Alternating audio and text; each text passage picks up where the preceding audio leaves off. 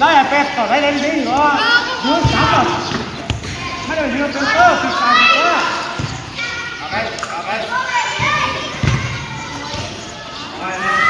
ตั้งไปเลยนะเนี่ยไม่ได้ลงไปเลยไปที่ห้าไปเลย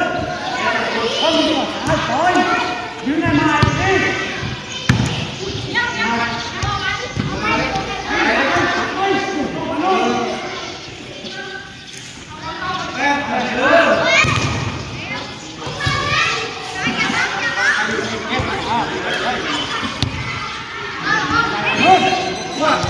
ไปเอา